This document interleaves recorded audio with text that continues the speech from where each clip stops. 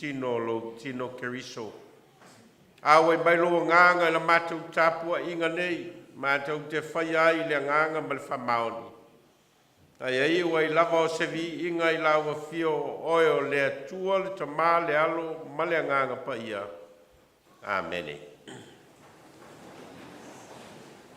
Tato vile atua le pese lua se lau ma le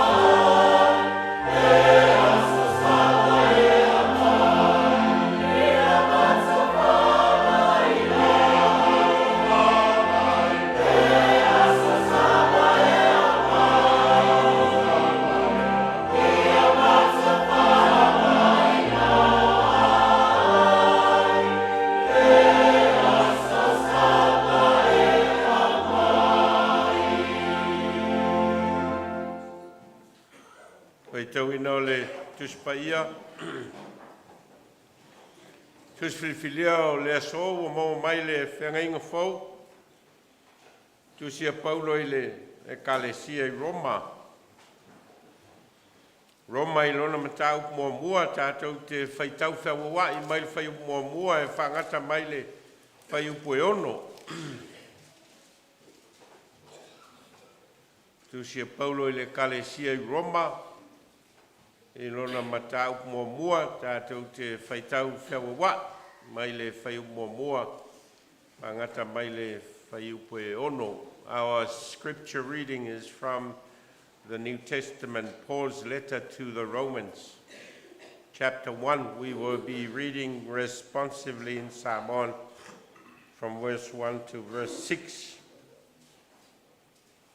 O Paulo, o le au na a Jesu Keriso, na vala auina e whai ma apostolo, o tō fia e tālai le tala le leia le atua.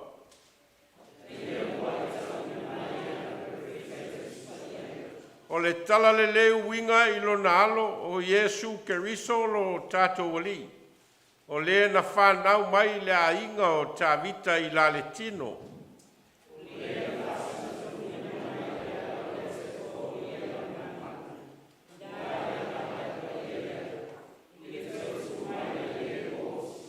O mātou maua mai ia te ia le Alofa Tunoa ma le whaiva o le apostolo. Ina iei u ina ana I le whatua tua o nu umalava ono lona suafa.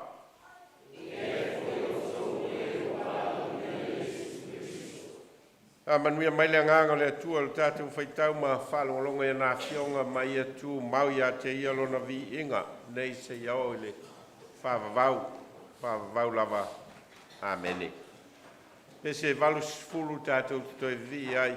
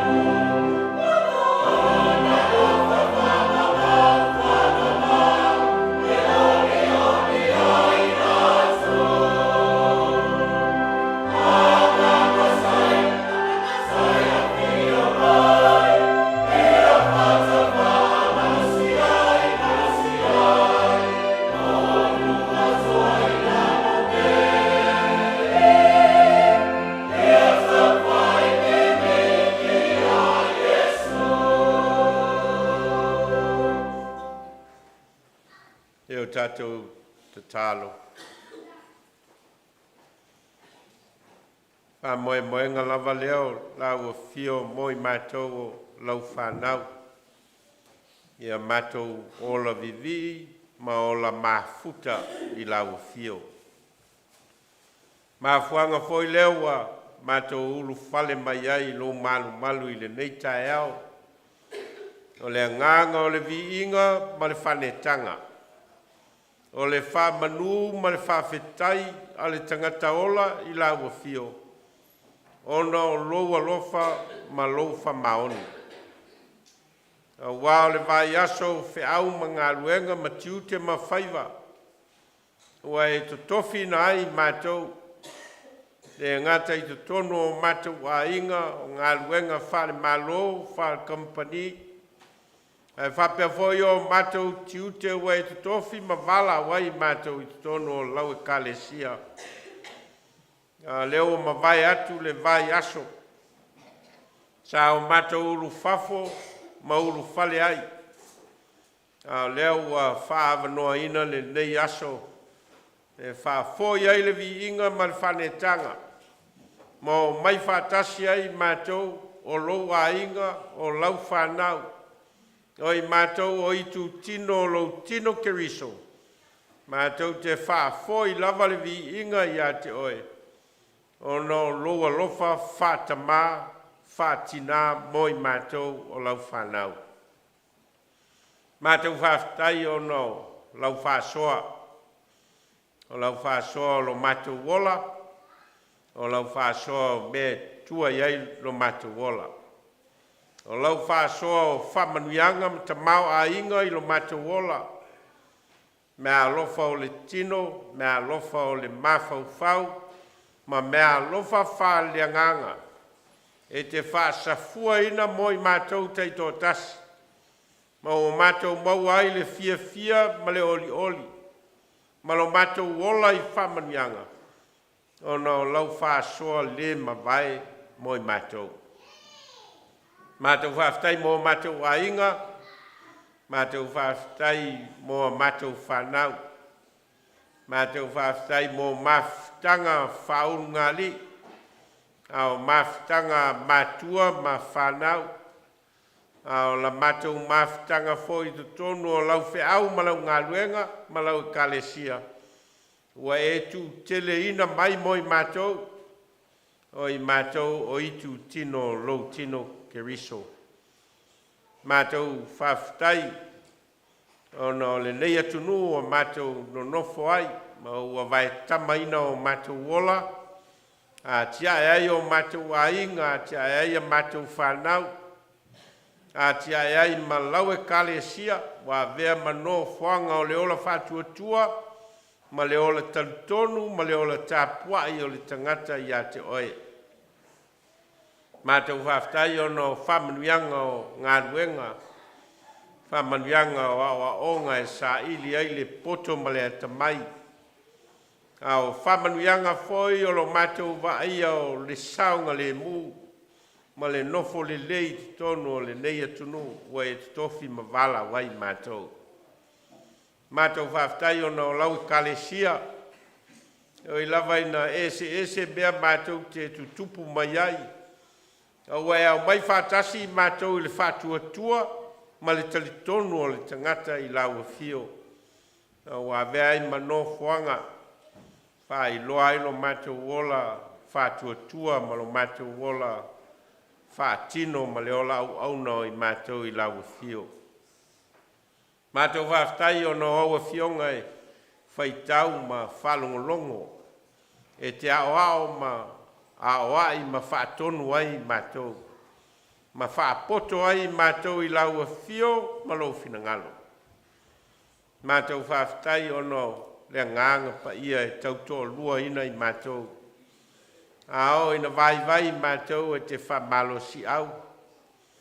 Ao ina whanonoa i mātou e te whamawhanawhana ma whamaise mai i mātou. Ao ina tau teva la mātou savali e whatonuala. Lau fio e ala i lo nganga pa ia moi mātou. Mātou whaftai o no Yesu Keriso ma le whao le tanga o le tangata ngasala. Ua e le tau fia i lo lava lo pele o Yesu Keriso. Ua e ofo ina mai o le tau langa. Tōngi ola ina ai le tangata ngasala. Ma e to e tatala ai le awa noa i mātou o malava taito tasi. Mātou te toe fo ia tuai ia te oi le whatua tua ma le salamo whamaoni. Ia tu maulawa ia te oi le vi inga le whamanu ma le whanetanga e whamavau. Mātou whatua ese, awai mātou se whanau ang sala, ma le ato toe i luma. Ia voi so mātou nau ina ia mātou i loa la wa fio, ma mātou muli e tusa malau fina ngalo, o i mātou lava o tangata e pāu pea, mātou te fuli tua pea, mātou te leu siu stai pea, ma whātalinga tuli pea i mātou i lau a fio malau fina ngalo. Au a mātou o mai o i mātou o lau whanau le tamai, te e whamangalo mai mātou taito tasi. Wa tofu lava le tangata ia, maona a leo i lau sila whanga. Wa le lilo foi se tasio i mātou i lau sila whangati. Wa e sila fio mātou loto, wa e sila fio mātou nganga. E titi foi mea mātou te iloa, na ilo mea te sila fia ai mātou. Wa e te sila i mea lilo. E o mātou o mai tamai, whamangalo mai mātou o lau whanau. Whamangalo lo mātou whatua tua i titi. Whamangalo lo mātou le i loa na whaatino le alofa e peo nei alofa mai. Whamangalo i mātou o lo mātou le i loa na whaatino lou finangalo o umaona e whatatia mai e sawa vali ai mātou. E ala i lo lavalo pele o Yesu Keriso. O lo mātou o ese pea. O mātou o mai i o luma i le nei tae au le tamai. A mangalo mai mātou o lau whanau. A vea le maliu o Yesu Keriso lo walo a lo mātou ali whaola wha mamai na ai mātou. Mai o mātou ele lea ma o mātou palapala. Mai o mātou vaivainga ma mātou angsala. Mātou te talo, se e whamanuia mai la mātou tāpua inga nei. Le ulu whale mai o lau e kalesia, mātou te tāpua i mavivi i ate oe. O mātou sauni foi e whalongolongo i lo whetalai mai tamai. Whetalai mai mo i mātou, ao i mātou, ma whatonu tonu i mātou. Ia mātou i loa na sawa vali e tusa ma lou finangalo. Mātou te talo mo au whamanuianga mo le nei au lotu. I tō tino e se o lau e kale sia o ngā lulue, ma tautua, ma o si tau langa i lau o fio, mātou te talo whamanuia mai. Lo mātou vai ma lo mātou le ato toa e whaatino ai lau whiau. Mātou Saili atu i lo nganga pa ia e te wha malo sia i mātou. Ma wha loto te tele i mātou. Ma wha oli mai i mātou. I lo mātou wola ngā lue ma le ole tau tua mo oe. Mātou te talo mo a inga te tasi uma o lau e kale sia wa o tofu lava le a inga ia. Ma ona lava singa, ma ona wha moenga mo nei ma le lumanai. A mātou te o atu i lau a fio. Ia e whaatonu wholau i mātou. Mai a wao mai i mātou. Ina i o mātou loa na tausi o mātou a inga. Ia vea o mātou a inga ma o ngātu tonu ngale mū o lou finangalo. Whaatino i nai. Lo mātou wola whātua tua i a te oi. Mātou te talo mo itu tino ese ma o lātou tiu te whai. Ina ia e whamanuia mai. Talo mo lau au whai ngā ruenga ngā lulue, ina ia e whamanuia mai i mātou. Ia e whawhiawhia i mātou e ngā lulue me tau tua mo oe. O foi nātu o mātou wola mo lau a whio ma lau whinangalo. Mātou talo e whapitoa mo kale male whanau. Ono lau wala au, i lau au na o lesa mātou ngā lulue ma mili tino whātas i lau whi au ma lau ngā ruenga. Ma le na e to tofi ina ma e whatamau a inga ina I tiu te mawhaiva, a le poto ma le atamai, a le nganga ofo ina atu mo lau fio I lau whiau ma lau ngaluenga, mātou te tālo. Se e wha mawhana whana mai, ma wha maise mai. Tina ma le whanau e maise o le nei o roto. Mātou te tālo, moa mātou whanau o toi te liu te tono o onga, sa I ringa o le poto ma le atamai, ia e whamanuia mai. A manuia la lātou sa I ringa, whamanuia tiute o mātua, whamanuia le nofo te talo, tā pua ia lau ka le sia moa mātou whanau. Ia tutupu maola, ma ia popoto mātama mai, a ia silio nātama mai a mātou whanau, I le ola mata tau I a te oe, o le amatanga leo le poto. Mātou te talo mo le nei tunua New Zealand o mātou nofo ai, a tia e ai o mātou a inga ma mātou whanau. A tia e ai lau tala le lei ma le ola whātua tua I a te oe. E whamanuia ina le nei tunu. O ana whainga upu whai, o ona matanga luenga ngā lue mo le leilau tele o tangata, I whamanuia. Lau e kale sia ma le tala le lei, to tono le nei tunu, alu lava ma le mana. E na ia to tele nisi e tali tonu ma whātua tua I a te oe, to tono le nei tunu o ni sila. Mātou mana tua sa moa lo mātou o tunu, ai o mātou a inga ma e pele I ai mātou o e o lo whamuli mai ma ngā rurue ma tau tua I tono le tunu. Ia e whamanuia ina. Ona whai ngā upu whai o malo, o lana e kale sia ma le tala inga o le tala le lei. Mātou te talo I e whamanuia. Mātou tu ina atu le laurangi lau tele ma ona tua tu ngā. Atu nua lo whea ngai mataua ma whe vai inga mātou te talo mo lo file mu. O atu nua lo whea ngai ma whalawe lave o whale nā tua o awha I na aire so I fua ma leola. Mātou te talo mo whamanianga. Taimi mātou whalongo longo I lo whetala I mai. Ao mai, pātontonu mai, e na I o mātou I loa lo whina ngalo. Wau mātou te talo I mea umai ala ia Yesu Keriso le li ma le whaola. Le wao I mātou te talo, lo mātou ta mai o I le langi.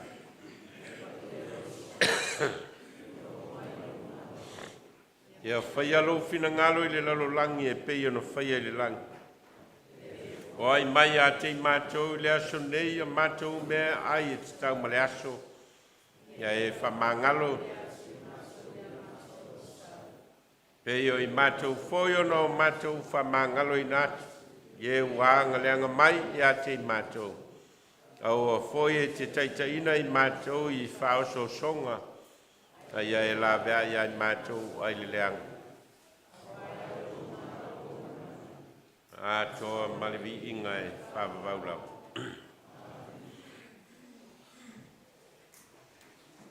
Pese slau walsuku mal tolu. Tātou toi vi ai ma ao ai tātou fōai.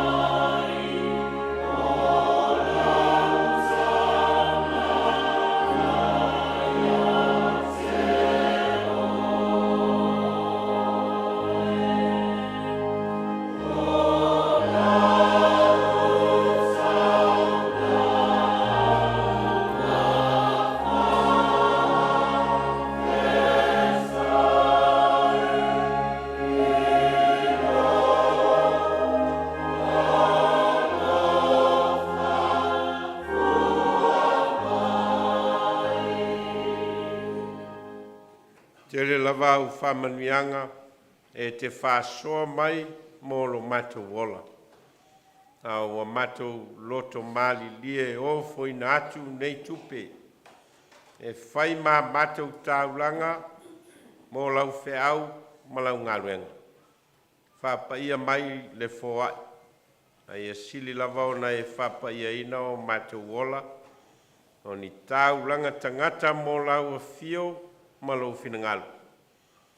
Au mātou tālo e alai lau suafa Iesu. Amen.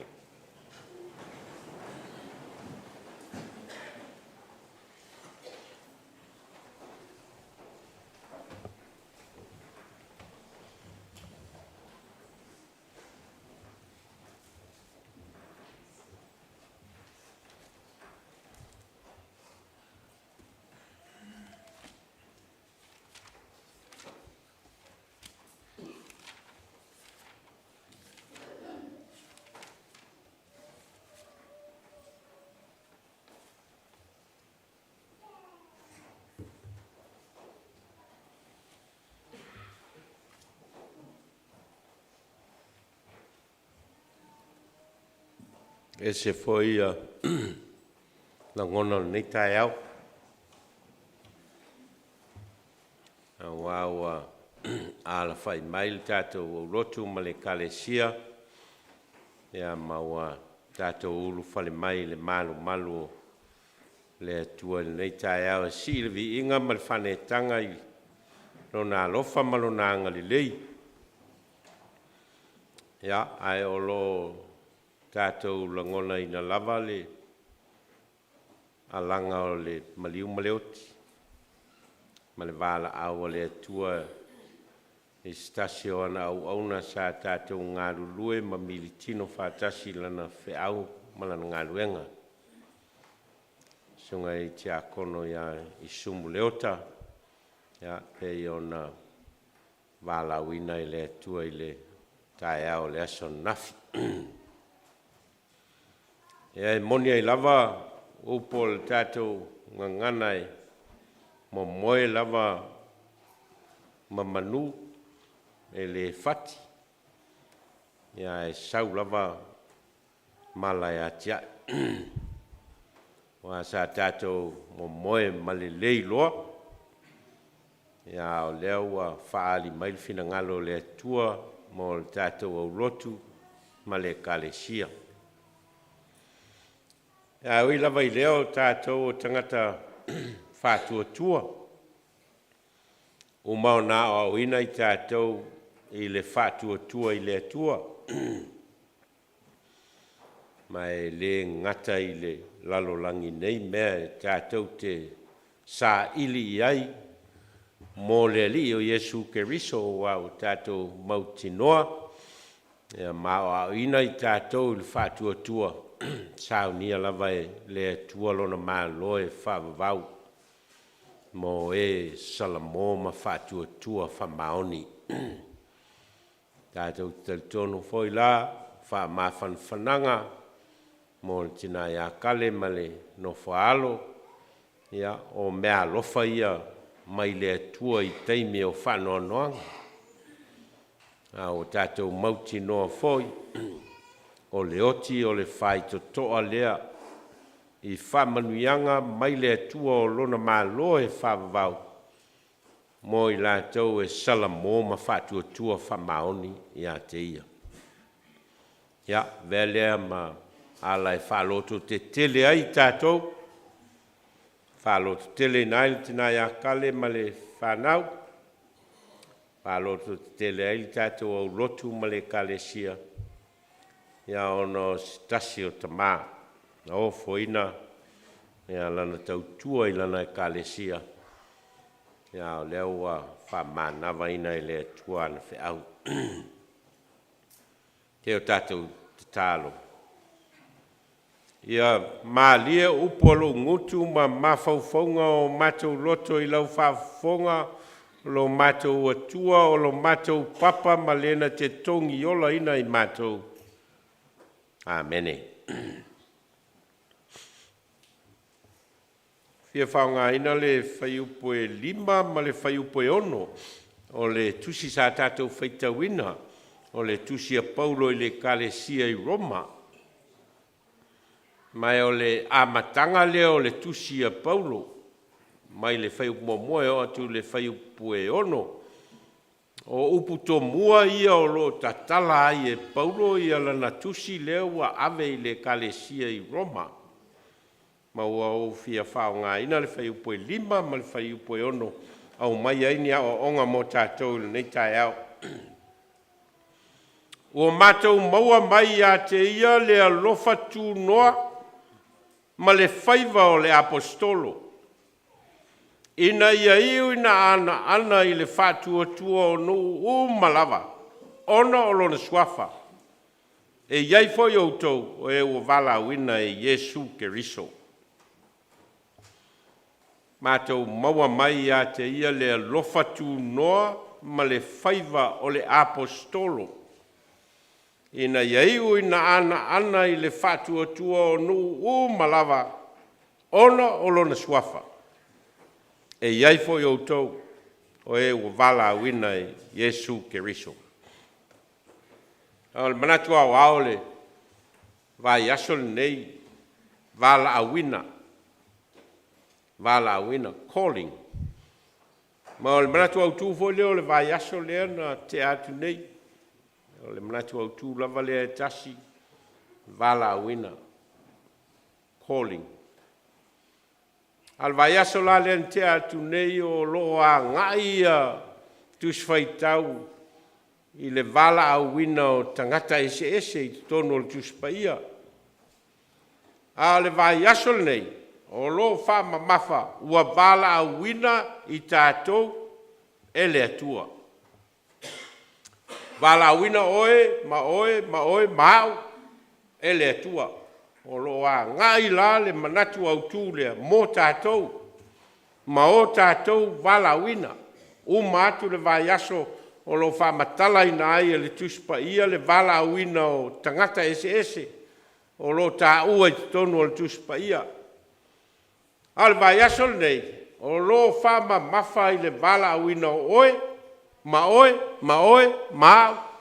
e le atua. Ka moe la unga nei taia, o le Saili.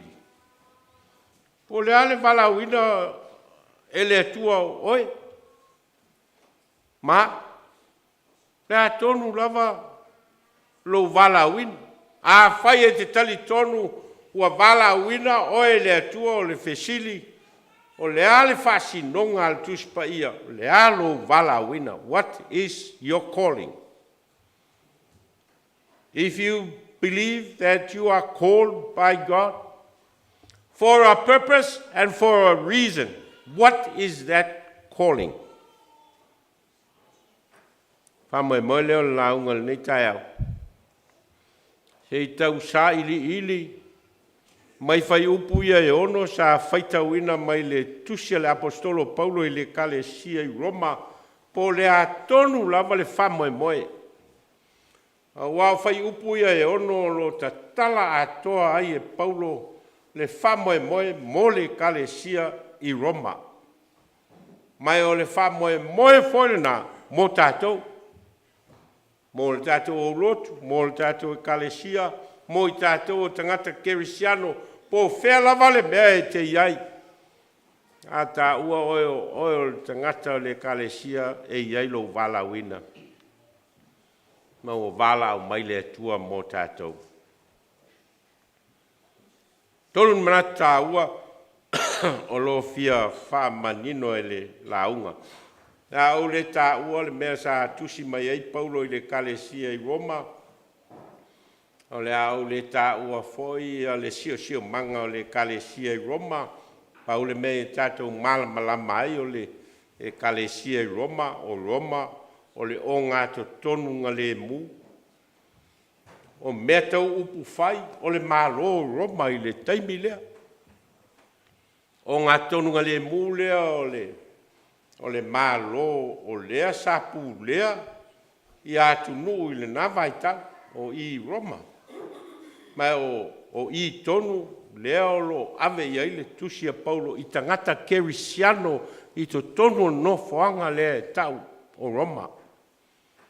Ma o lea la na la iona ave le tusi lea Paulo I le kalesia Roma. Siri mua. Ai sa o Vailaau ina ai oe maau ele atua. Well, why are you called by God? Why doesn't God leave you alone and leave me alone to do whatever you want and for me to do whatever I want? Why does he call you? For linga mai I le whangasolonga o tala o le tuspaia. O le mea tu whaasolo lea le atua o lo whai tangata. O le Vailaau ina o lātou. Mai lava I le āmatanga ina ua umao na fōfō ina le tangata ola. Tangata ola na whai e le atua I lon whaatusa na umalo na whai. Tūlo iai ma le Vailaau ina le atua. Ea vea le tangata matausi mea o le fōfoanga a le atua. That was the original calling for Adam and Eve. O la ua tausi mea. La te vaaia mea na fōfo ina I le atua. La te whaaonga ina mea na fō ina mai e le atua ma fausia e le atua I lona poto ma lona ata mai. Ma ua uma o na whaia le tangata I le whaatusa o le atua o na tū le iai e le atua o lona Vailaau ina leo le tangata. Ina ia uruola ma whanawhanau ma ia vea ma tausi mea le atua I mea ua fōa I mai e le atua. Mea ua uma o na sila atu le atua ma ua fina ngalo ma lia le atua ua lelei. Mea ia laua Vailaau ina e le atua le ulua I tangata. Mea ia lua te vaia. Lua te whaonga ina mea uma ia. Lua te whaonga ina lauelele. Lua te whaonga ina manuma. Paulava ia awane I o lua. Tā ngofi la au. E loa I le lei ma le leanga. Mai lava lai le amatanga o le tangata soifua, o lo whatatia ai ma le ola Vailaau ina I le atua. E lei whaia I le atua le tangata I lona whatusa o le tū lea e ola whapanga I noa. Ola e le aise whamoe moe. Ola e whaitalia ia po le alme whai. E lei whapena ina le whatatianga o le tala lea o le Vailaau ina o le tangata. O le tala I le fōfōa ina o le larolangi ma le fausia I le atua o le tangata. O lo iai whatasi ma le Vailaau mai le atua. O le whaia lea. O le sotanga lea. O le tala ina lea o le ngafa o le tangata I le atua. O le whea ngai o le tangata e whalongolongo. Po le ale fina ngalo o le atua mo ia. Ai loa e le tangata le fina ngalo o le atua mo ia ma muli ai o lou Vailaau ina le nā. O lou whaia le nā ma le atua. O lo manino I tala o tuspaia mai lava I le urua I tusi o kenese ma le whaasolo mai kenese e soto le vitiko numera o lo iai lava ma le vaenga lea o tala o tuspaia o le Vailaau ina e le atua o tangata e whai lona finangalo. There's always a calling all through the Bible. Mai lava I le amatanga. Pai aso len te atu nei. O lo whaasolo mai ai ia moli maua le tuspa ia I tangata ma o lato Vailaau ina. A mata lava I le Vailaau ina o Aperamo. tau lia foi Vailaau ina leana mala awai le tua ya pra ama e tu ulona nu malona ainga male ainga o lon tama ai alu le me fa sino ina atu le tua ia teia ale Vailaau ina foi leana mo moli fa tasi ai le tua malana folanga ia pra amo o te faia o e matupunga o nu ese lau whanau e peo one o le matawhanga pei foi o fetu o le langi Vailaau na o lo manino mai le tusfaitau o le vai aso le te atu nei o lo Vailaau ina ia a per amo o lo taua foi tusi o le vai aso le te atu nei le Vailaau ina o Samuel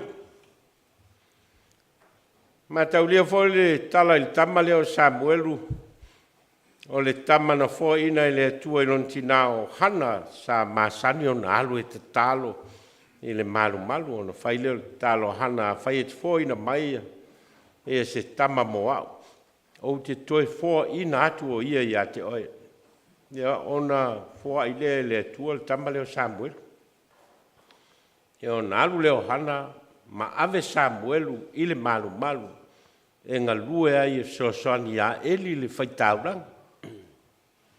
E ono moe leo Samuelu i le tasi pō ai whaalongo atu o Vailaau mai le leo i a te ia. Samuelu. E ona tū leo Samuelu e mamamoa i a eli.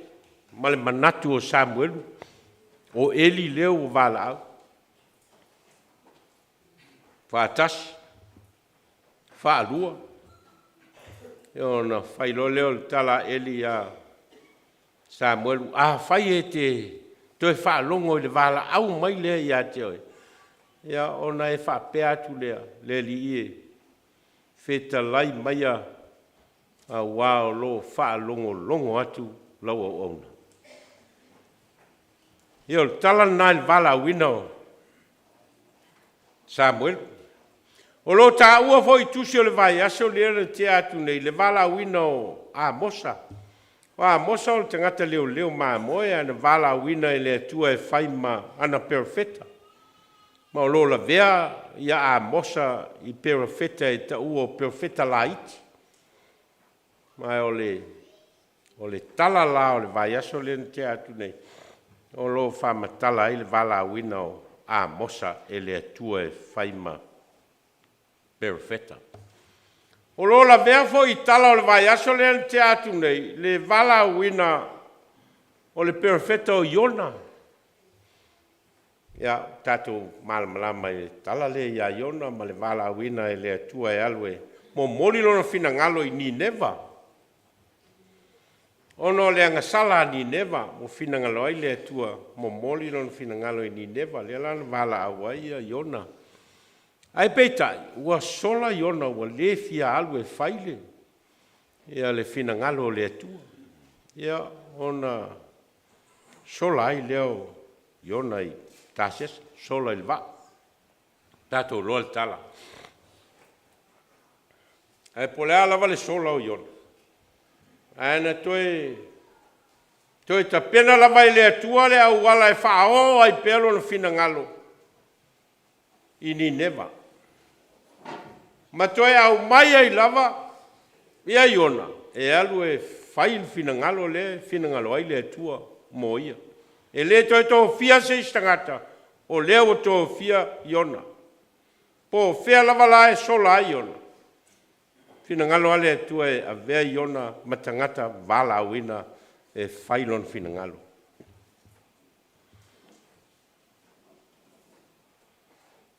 O lo ta ua foi tala vai aso le te atu nei le Vailaau ina o Jeremia. Jeremia o stasi o perfeta au pito lai titi na tō fia i le atua e whaima ma perfeta. Ai le italia Jeremia lo na Vailaau ina. Mai le atua i Jeremia, e le i whanau mai. O au tō fia o e whaima perfeta. O linga mai o lo Vailaau ina, ma lo Vailaau ina o se mea O malava ona whatatia e le atua. I ana fuafuanga whale atua. Ma ana fuafuanga ata mai. O ia o le atua. Wana whaia oe, mana whaia au. Pule la le atua po le al Vailaau o i tātou. Olo tā ua foi. Tus whaitau o le ason nafi le. Vailaau o le auso. O Simona ma Anterea. Auso lea e. Pape watu li Yesu o lai whaile la. Lai whangota. O la whaiva ia. Ma o la tiute ia. I to tonu lo la ainga. O le oi. I le vai kalileia e. Whangota. Lea lana Vailaau e Yesu ia Simona malona uso leo Antelea. Muni maia ia te au. O te whaia urua ma whaiva i tangata. I on toa wan foi leo Yesu tau wan. O lo fono le upenga whangota a sepetaio malana whana. O Iakopo ma Ioana. Toi Vailaau foi leo Yesu i le auso lea. O le tala leo le aso anafi. Ina muli maia ia te au. Mai le whai unga le tala lea. Ona tu uai lea. E la ua. Le waa. Malo la tama. Ai muli atu ia te ia. O tala umanei. O tala o tuspa ia o lo wha ma tala ai. Ia le mea tau o le Vailaau o le tangata e le atua. Me tau o le Vailaau o le tangata e le atua. And each and every one of us, we have our own callings. O tangata e le fia ustai le Vailaau, ai Vailaau a le atua.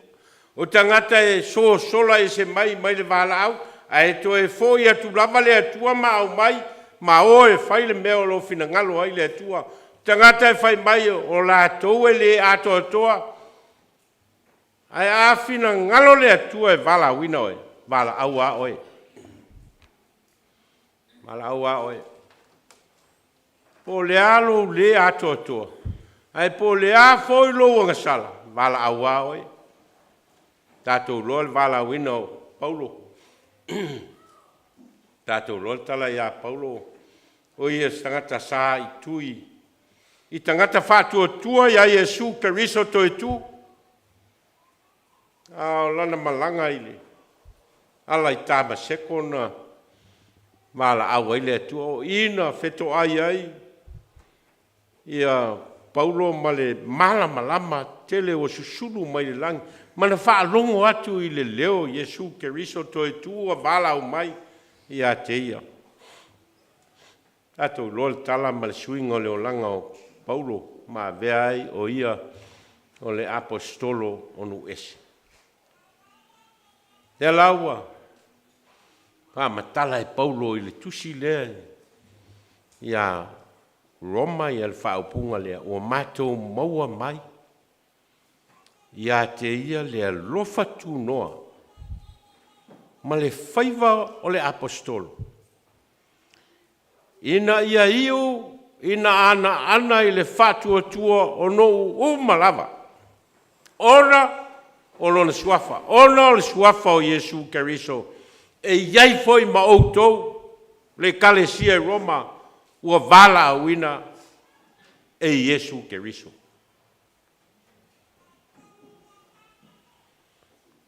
E ua pāmatala mai e Paulo mō tātou. O le Alofa Tunoa o le atua o Vailaau ai o ia.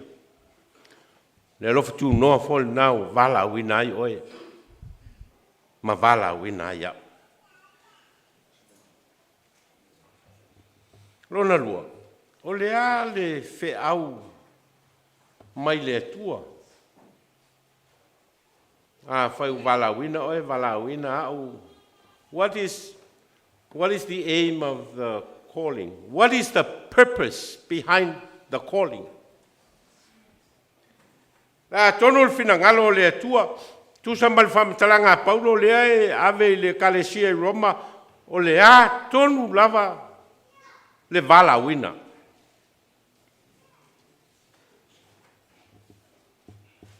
Mai fa punga Paulo o mato maua mai. Ia Yesu Keriso le Alofa Tunoa. Ma le faiva o le apostolo. No wingala. O le Valaauina lea. Ina ia whaailoa le Alofa Tunoa o le atua. That's the purpose of our calling. Ia whaailoa le Alofa Tunoa o le atua ua whaali mai e ala ia Yesu Keriso o Lotu na ma Lotu lea whaatangata Kerisiano. O le whaailoa le Alofa Tunoa o le atua. Whaailoa le Alofa Tunoa o le atua ia te oe. Whaailoa le Alofa Tunoa o le atua i le lololangi. Whaailoa le Alofa Tunoa o le atua i le tangata angasala. That's the purpose. Mafuanga na o lo Valaauina, ma lo Valaauina.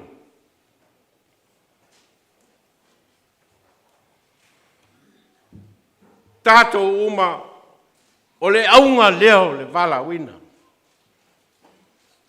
Po le alava le awala ua Valaauina ai oe le atua, po oe o se tama, po oe o se tina, po oe o se tiakono, po oe o se awao, po oe o se whaiaonga, po oe o se fomai, po oe o se kamuta. O inae whaailoai, le meo lo fina ngalo ai le atua mo oe. That's the environment where you will show God's grace. Le Alofa Tunoa le atua ia whaailoa. Whaailoa i lo wainga, whaailoa i lo whanau, whaailoa i le mea o lo e ngalue ai. Ia atangia le Alofa Tunoa le atua i lo soifuanga. O inale Valaauina. Mo le maulea Paulo i le kalesia i Roma. Ona o le Alofa Tunoa o le atua. Matau lia fo Paulo e. Malan ngā ruenga maluna i tui. I tangata o lea wa muli a Yesu Keriso al ngā ruenga Paulo o le alu au mai. Se i wha masino ina i lato. Teime o le uluai e kalesia ma le amatanga mai. Teime o le sawa ina o le kalesia. Le lana Vailaau ina e Yesu Keriso. Ma le lau wha upu ina e Paulo whai mai. Ona o le Alofa Tunoa le nā o le atua moa. Mai mātou uma o leo o whai ma mōli mau. A o le tiu te whoi nā mo oe le kalesia i Roma. O le whai loa le Alofa Tunoa o le atua.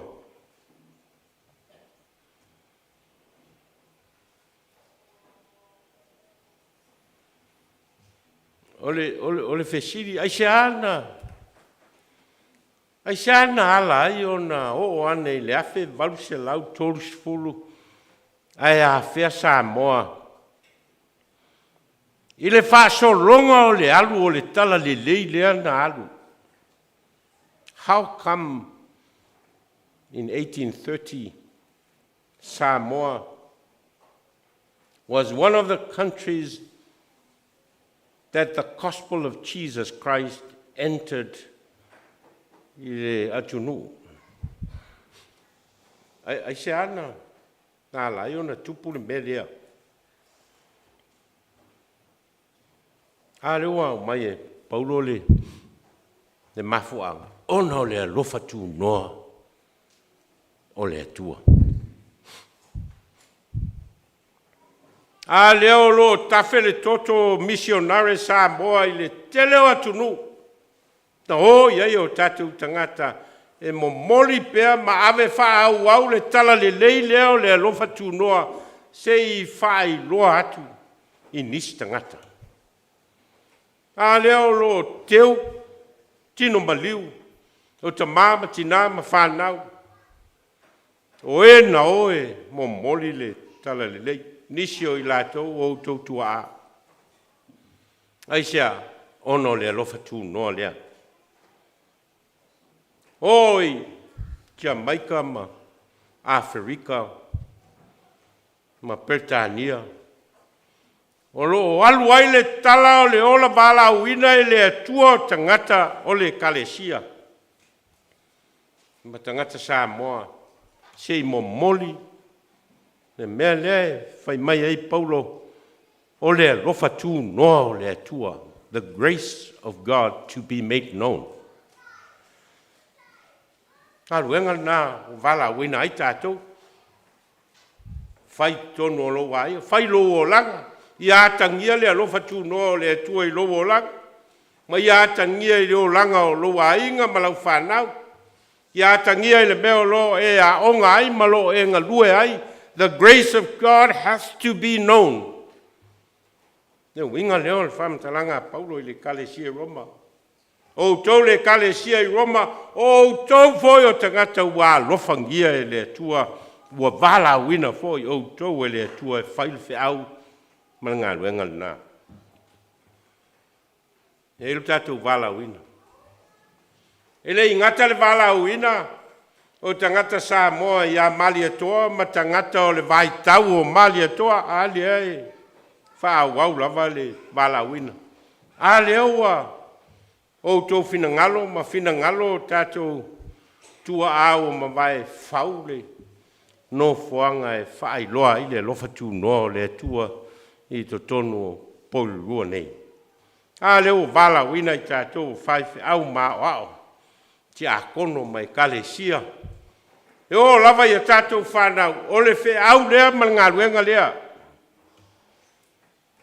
Ina I tātou loa na whaai loa le Alofa Tunoa le atua. Ia te oe, matangata o lo, mō mia o na e momoli ai le tala lei. Ea o lava le tātou o ese mai tono le atunu, o lea lava e whai le mōli mau. A lea ua, o atu le fitus furuma le, lima au Lotu e whakasai tono New Zealand nei. A leo lo whaifoi e isi whatawhai tauranga le ngā luenga o le whai loa peo le Alofa Tunoa. Tiutil nā, o lo Vailaau ina nā.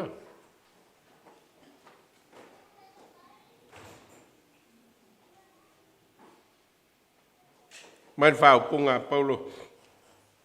Ina ia iu, ina ana, I le whatua tua o nu malava. Ono le suafa o Yesu Keriso. O le whamoe moe lea e ala i o le. Tato woe whaai loa le Alofa Tunoa o le atua tusa ma le mawhawhaunga o Paulo. Ina ia iu ina ana I le whatua tua nu malava. Au wala lea lewa whai loa I e Paulo na whawinga ina o le whatonunga I Yesu lea na whai I ona so. Ia outou o atu e whai nu malava ma so. Ma papati so atu ia I lātou le sofa le tamama le alo ma le nganga pa ia. Ma ia outou wao atu fo ia te I lātou mea uma o whai atuai ia te outou. Lewa wha upu mai e. Paulo, whai mai, ina ia iu.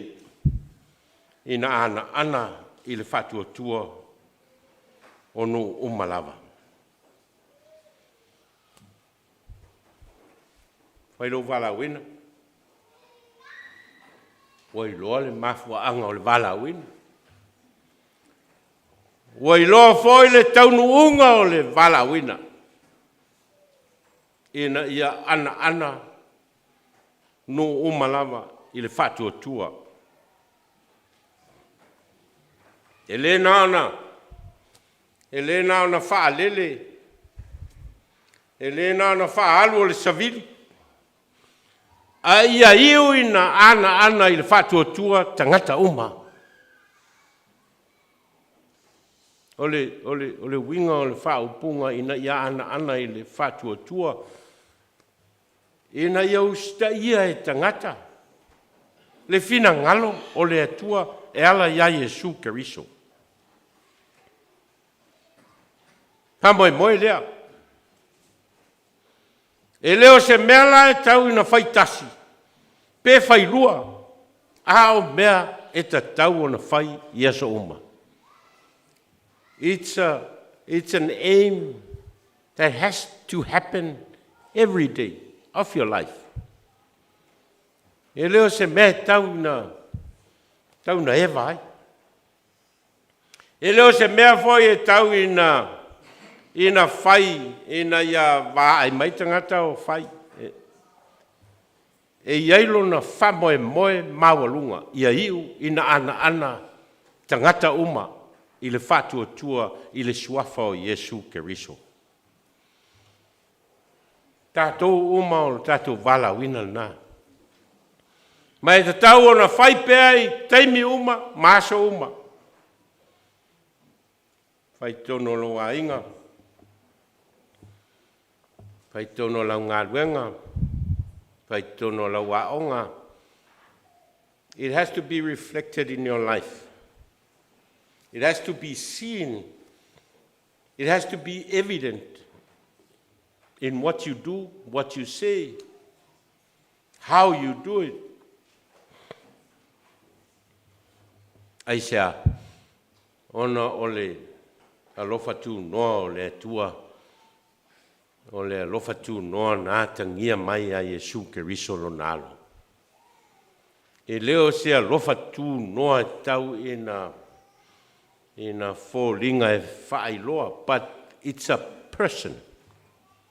The grace of God is a human being.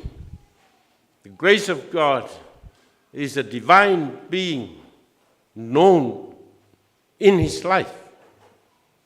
Now, e leo se mea foi le te wao ina, laina wa ai tangata malato i loa ina, o le Alofa Tunoa o le atua, o Yesu Keriso. It is Jesus Christ was the grace of God. Taulauna, atangia. Te tala Yeshua o nei le ala ma le upamoni ma le ola e lea watu lava stasi le tamā pe a le ui mai a tea. Winga tonu leo le wha upunga paulo lewa a vea matua. O matou maua mai a te ia le Alofa Tunoa ma le whaiva o le apostolo. Whaiva o le apostolo o le whailo atu. O le ao atu. O le whafo ringa atu i mea e te whaia. Ia le Alofa Tunoa le atua. Ia iu ina ana i le whatua tua no o malawa. E iai fo i outou o e u Vailaau ina Yesu Keriso. Tātou tiu te lea.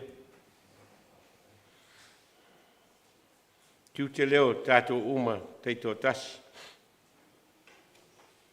Ai a matala i le nofo mo Keriso i tono lo wala. E le nā leo e ao ma. Ai atangia i lo so i fua ma lo wala. Me hol nana. E leo po Paulo foi le e leo toi ola awa Keriso lo ola i tonu ia tea. Le ola foi o lo ola i nei o te ola i lava i le whatua tua i le ola e whavavau. Ngā luenga nā tātou, o lau ngā luenga nā whatangata whatua tua, o lau ngā luenga nā whatangata tali tonu i le tua, ina ia o lua mafuta whaatasi ma Yesu Keriso i loso i fuanga. Mātangia Yesu Keriso i mea te whaia. o upu e te tala noa ai, o winga e te whaalia, o le mea sau mai lo loto, ma lo nganga, it has to come with Jesus Christ in your heart. O nafto a manino lea, o oe la le tangata ua ana ia Yesu Keriso malona suafa. E o tātou o mai foi le ulua e sal nei masina, tātou o mai e whamanatu ina le Alofa Tunoa lea o le atua e ala ia Yesu Keriso, o le na ofo ina mai lona soi fua e tongi ola ina ai, oe ma o Vailaau ina i tātou. E na ia tātou whai loa atu le nā Alofa Tunoa. E o tātou tālo. Mātou whalongolongo lava ma le manino i lo mātou wola Vailaau ina. Ma o le Vailaau ina ua uma ona e whai loa ina mai lo soi fua o fo ina mai. Ma o e Vailaau ina i mātou te muli. Mātou te whaia le whaiva o le whaiva i tangata. E na ia lātou i loa matali tonu i lo lava Alofa Tunoa. Ma ana i lo suafa. Ma tangia i o mātou wola. Lo mātou whātua i a te oi. Whāloto te tele mai mātou. E na ia a vea pea lea Vailaau ina. Whai ma vaenga o lo mātou wola i e so uma. O au mātou te talo e ala ia Yesu Keriso le li i malfaola. Amene.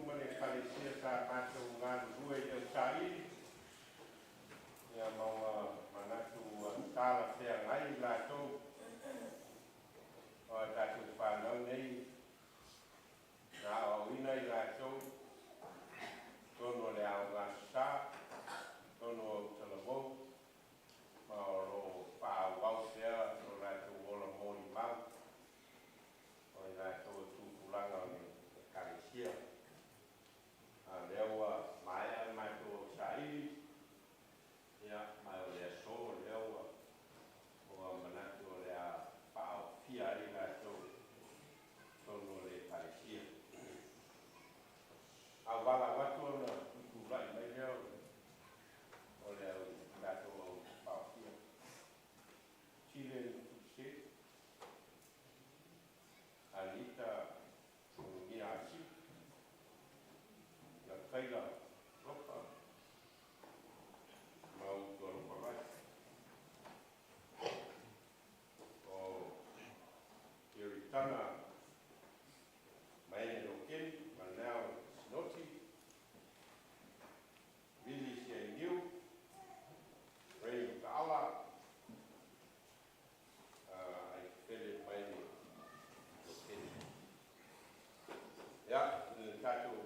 Lotu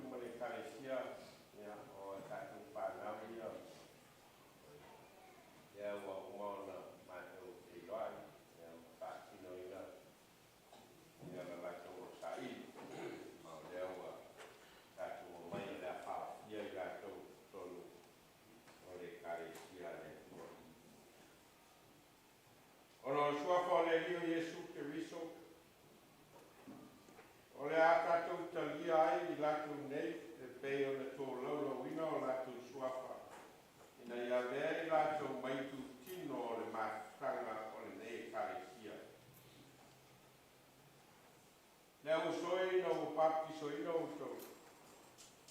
Sa wha mau whai longa ina lo o tau awai i le nei a inga ma le nei i tu tino o le atua. I le malo o tau a vea ma tangata o lana e kalesia. Nei lava taimi o tau o mai ai tau tino lo o tau whatua tua i le li o Yesu Keriso. E o foi natu o tau lama i a te ia. Ma osi lau tau whea ngainga ma le atua e tusa ma mea e au ina whai. Ma whamani anga e maua e a te o tau o e ua o i tutonu o le mātanga o tangata o lana e kalesia. Melea ia mua mua o na o tau tali mai i whesiri e tusa ma lo o tau whatua tua ma lo o tau whamawai. Po o tau taritonu o Yesu Keriso o lo o tau ali ma lo o tau whaola. Po o tau salamo ia o tau ngasala ma whatua tua ia te ia na o ia lau. Ia o tau whapea mai o whapea lama o na mātou tau tino atu.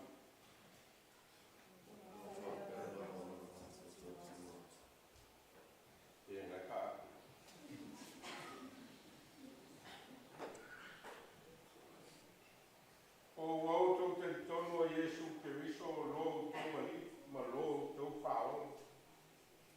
O wautou salamo ia o tau ngasala ma whatua tua ia te ia na o ia la ia o tau tali mai ua whapea lava o na mātou tau tino atu.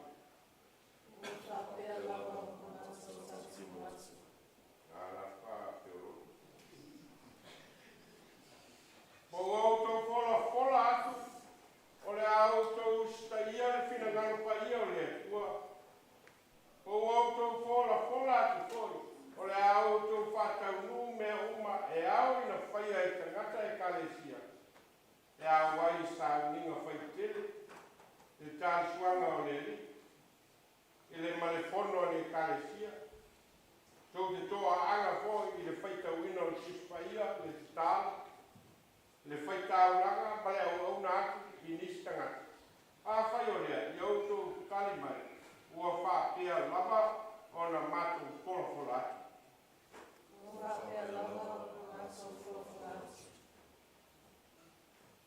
O le tata wifo matatalo vea tua ma manai. Lo mātou ta mā whale langi. O le na lawa e mai ia te mātou nei le pule a le Porirua. O awai mātou le mālo o lo lava ala pele. O mātou whawhetai atu i lau fio. O asa e le tu lako ina lava i loanga le nei mai. Ia mātou whanau nei. Awa e whawai a te lātou le loa o Yesu Keriso, lo lātou ali ma lo lātou whaola. Wa e Vailaau ina whoi lātou. Ina ia lātou a wai le whea ngainga, whātasi mai lātou i tonu o lana e kalesia. O leo mātou tālo atu wai nei ia e Sauniga i lātou uma e ala i lo ngāng pa ia. A mātou talia, male fia a mātou whanau nei. Ono lo swafa. Mai tusa ma lo finangano. Ia e wha pesota ia i lātou. Ma o mātou noanga o le alofa. Ia maua i lātou, mai lou a ngāga pa ia. Lo lātou teritonu, ma usi ustai lau whe au ma lau ngā lea.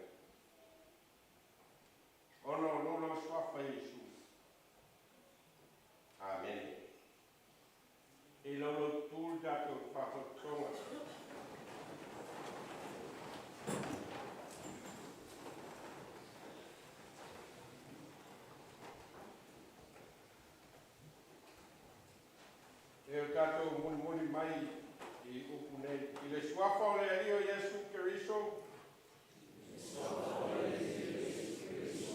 O mātou talia ai o tau.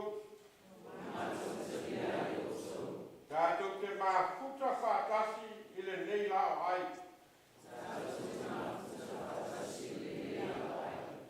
Ina ia o tau maua foi whamanianga uma. E ta tau I e ua awai le mātanga o le kalesia Keriso.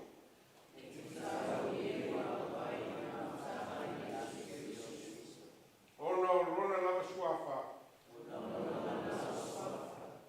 Amen. Alala I Alofa Wright.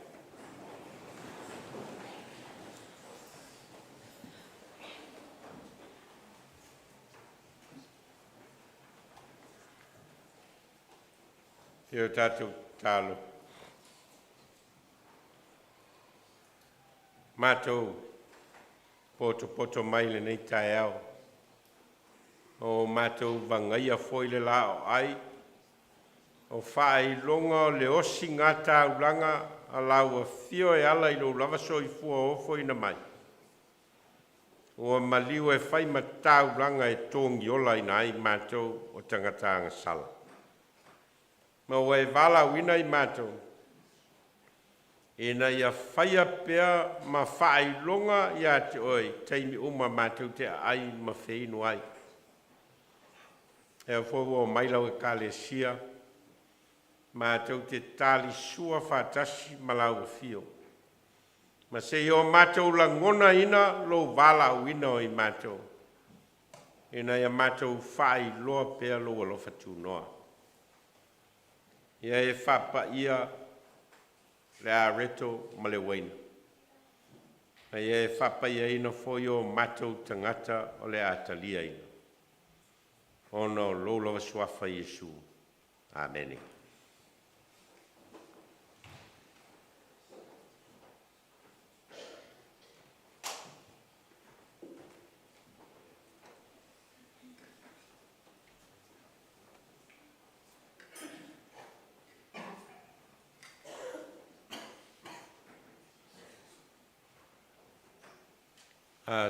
Tau a au ina ma talia loa.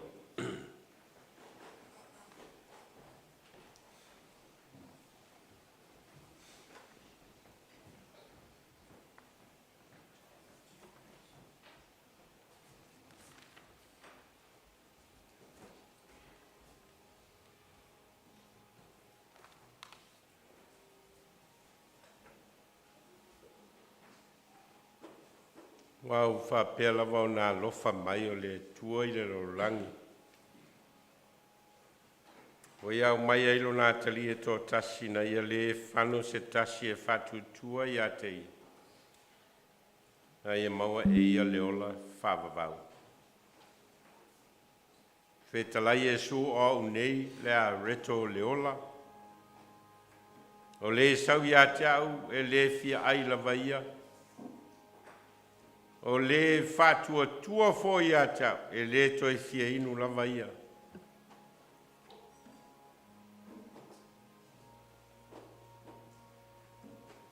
O au le a reto le ola. Nā ai e o tau ta mā le mānai le vau, au a oti la tau.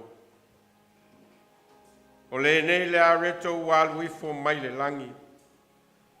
Ai se ai o na le oti lea o ia. O au le areto ola na luifo mai le langi. Pe a ai se tasi le nei areto o na ola ai lea o ia e whawawau. O le areto foi o te avatua o lo tino lea. O te avatua maola o le lalolani.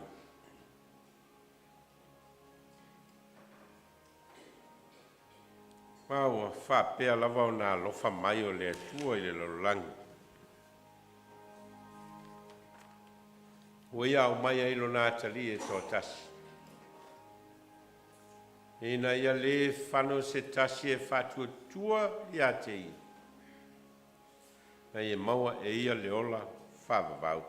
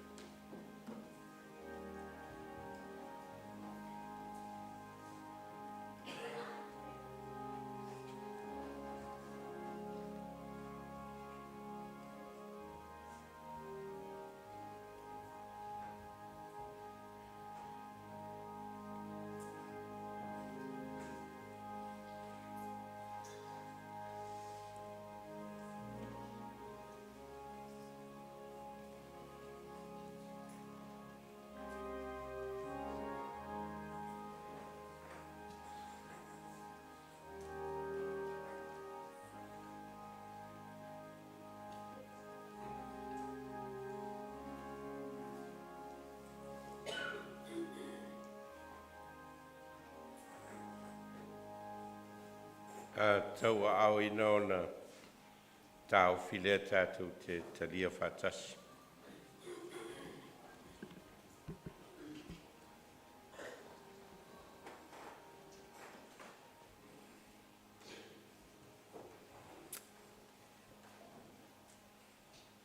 Whetalai e sui le whawhine Samaria. Ana e loa le mea fua i fua a le atua.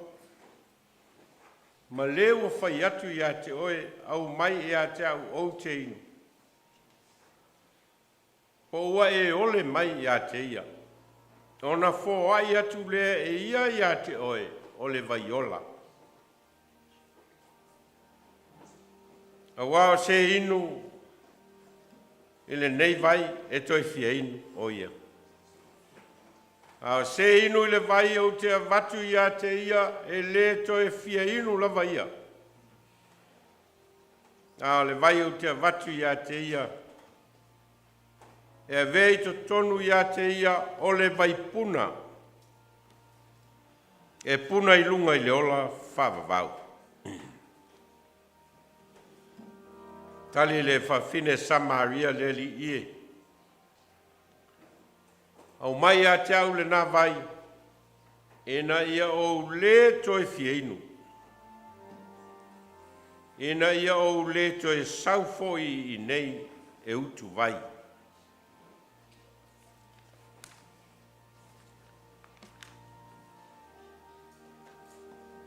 Whetalai e su e moni o te whai atu ia te utou. A whaitou te le ai le tino le atali o le tangata.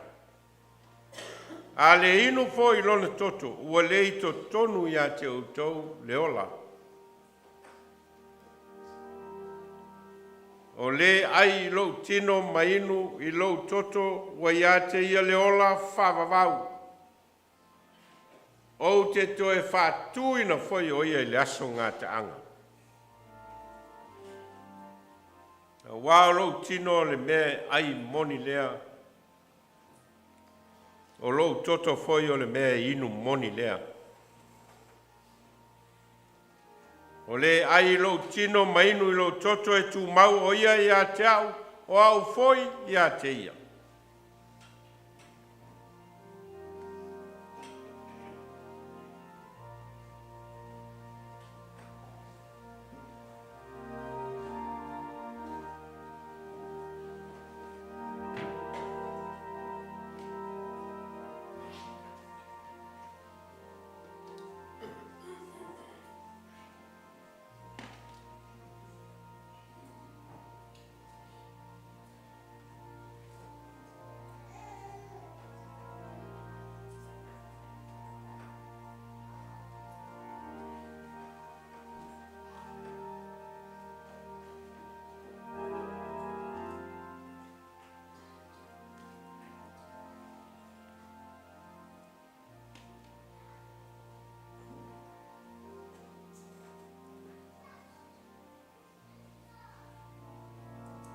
Rei punei o le whea inga fōu, i le toto o ke riso o wha malingi ina mo le wha mangalo ina o tātou ngansala, e o tātou talia.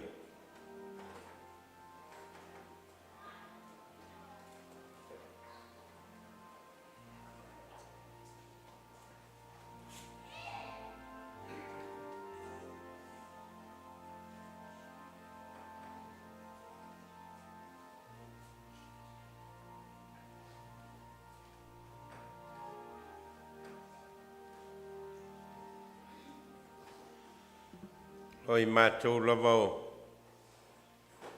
tangata ngansala. O i mātou fo o tangata le ato toa. O i mātou fo o tangata e pā u upea mai lo Alofa Tunoa. A ua e Sauniga ma tapena ina i lo lava so i fua ofo ina mai. Le whaola tanga o i mātou teito tasi. Tau nei o mātou wō i le lololangi. Ma whaatino ina pea lo Alofa Tunoa mo i mātou. Ina ia tō tele i lātou e ana i lo swafa. A wau mātou tālo e ala i lo loa swafa Yesu. Amene. Pese fast fulu sei au mai il tato I pole amantunga.